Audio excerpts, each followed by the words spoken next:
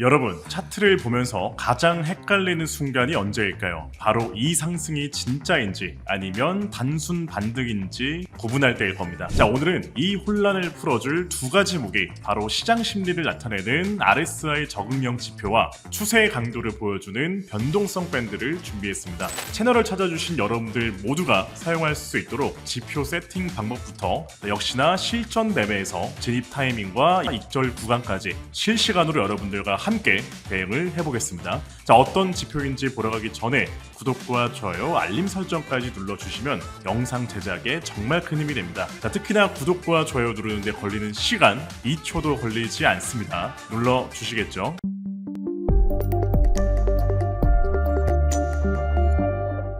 먼저 트레이딩뷰에서 RSI 어댑티브 T3를 검색해서 지표 추가를 해줍니다. 자, 이 지표는 기본적으로 RSI를 기반으로 하지만 단순히 고정된 길이로 계산을 하는 게 아니라 시장 유동성 그리고 변동성에 맞춰서 자동으로 지표 민감도를 조정하는 알고리즘이 들어가 있습니다. 무슨 말이냐면 시장의 유동성이 많고 가격 움직임이 급격할 때는 지표의 민감도가 높아지기 때문에 어느 정도 노이즈를 감수하면서도 빠른 추세 전환 신호를 제공하지만 반대로 유동성이 부족하고 변동성이 낮은 시장에서는 민감도가 낮아지기 때문에 불필요한 노이즈를 줄이고 신호에 대한 신뢰도를 더 높여줍니다. 최초 설정 값을 굳이 변경하지 않고 그대로 사용을 하도록 할게요. 자, 그리고 두 번째 트렌드 라인 오실레이터 지표를 검색해서 추가를 해줍니다. 자, 이 지표의 특징을 먼저 살펴보면 현재 추세가 얼마나 강한지를 나타내는 추세 강도 측정, 자, 그리고 추세 전환의 변곡점 포착과 가짜 신호를 구분해내는 노이즈 필터링, 크게 세 가지의 특징이 있는데 차트를 보시면 하락 추세와 상승 추세가 혼조가 되는 구간들이 이어지지만 아래 오실레이터 곡선은 붉은색, 하락 추세가 지속되면서 가격 역시 추가적인 하락이 연출이 됐죠. 자, 그리고 지표상 추세의 힘이 정점을 찍고 난 이후, 즉 과열 구간 이후엔 반대의 움직임이 나오면서 추세 변곡점까지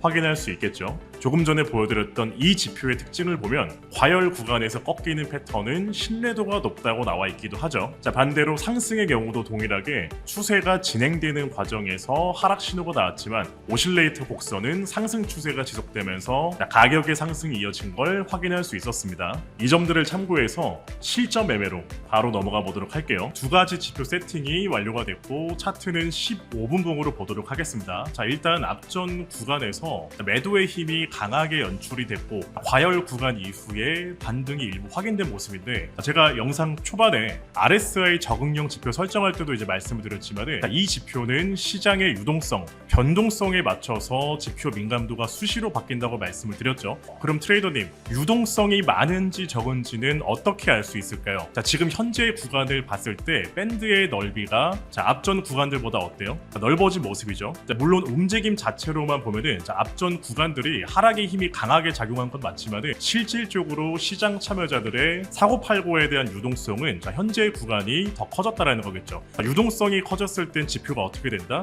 민감도가 높아지기 때문에 비교적 노이즈 발생이 많아진다 했죠. 자, 지금도 보시면은 이 짧은 움직임에서 신호가 5번이나 바뀌었어요. 상승, 하락, 상승, 하락, 상승. 자, 아래 오실레이터 역시나 우리가 이제 봤을 때 상승도 하락도 아닌 모습이죠. 자, 우리는 그럼 매매에 대한 근거, 자, 상승이던 간에 하락이던 간에 진입에 대한 근거가 지금은 없기 때문에 조금 더 흐름을 지켜본 뒤에 포지션 진입을 이어나가 보겠습니다. 자, 밴드의 넓이가 급격하게 좁아졌고 상승 시그널도 길게 유지가 되고 있어요. 조금 전 구간에서는 밴드의 넓이가 넓어지면서 시그널에 대한 신뢰도가 낮아졌다라고 한다면은 반대로 지금처럼 유동성이 적어졌을 때 시그널에 대한 신뢰도는 더 높아진다라고 제가 말씀을 드렸고, 아래 오실레이터 역시나 강한 상승의 힘은 아니지만 앞전 혼조 구간들과 이제 비교를 해봤을 때 이제 막 상승 초입 구간으로 힘이 모아지고 있기 때문에 이 구간에서는 우리가 롱으로 한번 진입을 해볼게요. 손절 라인은 최근에 지지가 나왔던 부분을 세팅을 해주고 익절 비율은 1점으로 세팅을 해서 지켜보도록 하겠습니다. 네, 익절가 도달에 완료가 됐고, 지금 꽤나 상승 추세가 길게 이어졌는데 아래 오실레이터가 급격하게 상승한 뒤에 꺾였어요. 제가 이 지표를 설정하는 단계에서도 말씀을 드렸지만 과열 이후에 꺾이는 패턴은 추세 전환 시그널로 신뢰도가 높다고 말씀을 드렸었죠. 근데 여기서 여러분들이 착각을 하시면 안 되는 게, 우리 앞전에 하락 구간을 보면은 지금처럼 똑같이 오실레이터가 급상승 이후 꺾이는 움직임이 반복이 되면서 결국에 계단식으로 하락이 연출이 됐어요. 그러니까 여기서 말하는 추세 전환이라는 것은 과열로 인한 반전의 움직임을 말하는 거지 완전한 추세의 전환을 말하는 게 아닙니다. 만약 현재 구간에서 빨간 선이 올라온다면은 그때는 하락 추세로 전환이 됐다라고 볼 수 있겠지만 지금도 초록색 곡선이 지속되는 한 우리는 여전히 상승 추세라는 거는 염두를 해둬야 됩니다. 지표의 방향대로 이 구간에서 숏을 한번 잡아볼게요. 손절 라인을 세팅을 해주고 익절 비율은 1.5 비율로 세팅을 해서 매매를 지켜보도록 하겠습니다. 익절가 도달에 완료가 됐습니다. 지금도 보시면은 오실레이터상 상승의 힘이 유지되면서 지속해서 지지를 받아주는 모습들이 확인됐고, 밴드가 다시 좁아지면서 시그널의 신뢰도가 높은 구간으로 다시 들어왔어요. 지표상 상승 시그널 하늘색이 나와 있고, 오실레이터상으로도 상승의 힘이 조금 더 우세하긴 합니다. 그리고 지속해서 대기 매수세가 유입이 됐는데 결국에 이탈을 시키지 않고 물량을 받아줬다라는 것은 무슨 말이에요? 주포들 역시 결국에 추가적인 상승을 만들고 차익 실현을 하겠다라는 의도까지도 우리가 생각을 해볼 수 있기 때문에 이 구간에서는 다시 한 번 더 롱 진입을 이어나가 볼게요. 손절 라인 지지를 받아줬던 구간 설정을 해주고 익절 비율은 1.5 비율로 세팅을 해서 매매를 지켜보겠습니다. 목표가 도달에 완료가 됐고, 과열 이후에 반대의 움직임이 나오면서 상승폭을 거의 다 반납을 했어요. 제가 조금 전에도 말씀을 드렸죠. 이 구간에서 빨간색 곡선이 올라왔다면 우리는 하락 추세로 대응을 하는 게 맞지만 여전히 오실레이터의 모습은 어떻죠? 다시 재반등하는 모습이 나오고 있어요. 우리 조금 전 익절했던 구간들의 모습도 보면은 결국에 하락 이후에 반등 역시나 강하게 나오는 모습들이 있었죠. 현재 구간에서 다시 한번 롱으로 진입을 해볼 텐데, 일단 상승의 힘은 남아있는 상황에서 시그널은 하락 시그널이기 때문에 만약에 포지션이 진행되는 과정에서 하단 오실레이터상 빨간색 곡선, 하락 곡선이 상승 곡선을 교차하는 움직임이 나온다면 바로 손절을 진행을 할게요. 손절 라인 수평 매물대에 맞춰주도록 하고 익절 비율은 1.5 세팅으로 세팅해서 매매를 지켜보겠습니다. 익절가 도달에 완료가 됐고, 지금도 오실레이터상 추세의 힘이 정점을 찍고 난 이후에 하락, 바로 앞전 구간이랑 동일한 움직임이 반복이 됐죠. 그리고 현재 차트의 모습을 봤을 때 하락 시그널 주황색 라인, 오실레이터상 하락 곡선이 상승 곡선을 교차해서 올라왔습니다. 완벽하게 매매 근거 두 가지가 겹치는 구간이기 때문에 여기서는 바로 숏으로 진입을 이어나가 보겠습니다. 손절가 세팅해주고 익절 라인 역시나 1.5 비율에 맞춰서 세팅을 해주고 매매를 지켜볼게요. 익절가 도달에 완료가 됐습니다. 지금 하단 오실레이터를 보면은 하락의 힘이 과열을 거치면서 점점 약해지는 게 아니라 더 강해지고 있어요. 이런 모습이 우리 언제 나왔냐?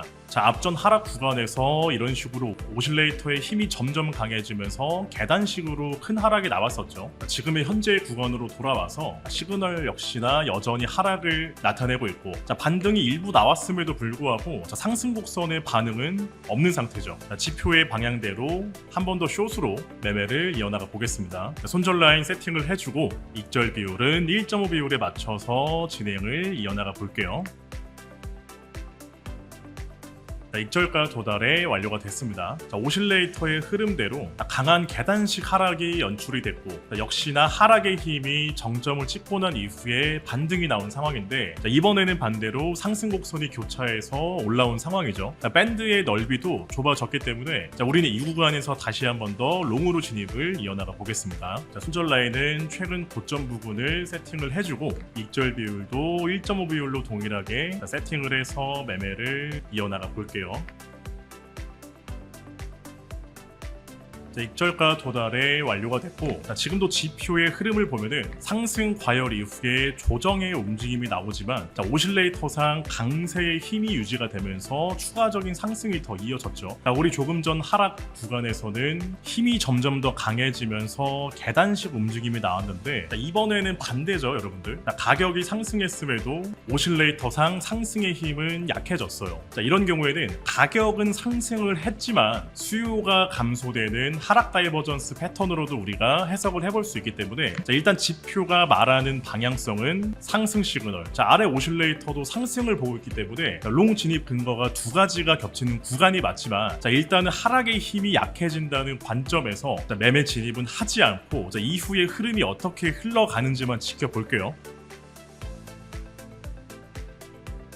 결국에 추가적인 상승을 이어나가지 못하고 하락으로 전환이 됐습니다. 자, 오늘은 여러분들과 함께 두 가지의 매매 지표로 실전 매매를 진행을 해봤습니다. 자, 오늘 보신 것처럼 RSI 적응형 지표와 추세 오실레이터는 단순히 신호만 따라가는 도구가 아니라 시장 참여자들의 심리와 유동성 변화까지 함께 읽어내는 무기가 될 수 있겠죠. 중요한 건 지표 하나로만 우리가 맹신을 하는 게 아니라 상호 보완적으로 활용을 하면서 손절과 익절 기준을 명확히 지키는 것이겠죠. 다른 지표 영상들도 업로드 해놓은 것들이 많습니다. 한 번씩 꼭 시청을 해보시고 나는 도저히 지표 활용 방법을 모르겠다, 지표를 통한 트레이딩 공부를 하고 싶다 하시는 분들은 댓글에 대부라고 남겨주신 뒤에 고정 댓글 링크를 터치해 주시면 세팅부터 어떻게 매매하는지까지 자세히 알려드리도록 할게요. 구독과 좋아요, 알림 설정까지 부탁을 드리고요. 우리는 다음 영상에서 뵙겠습니다.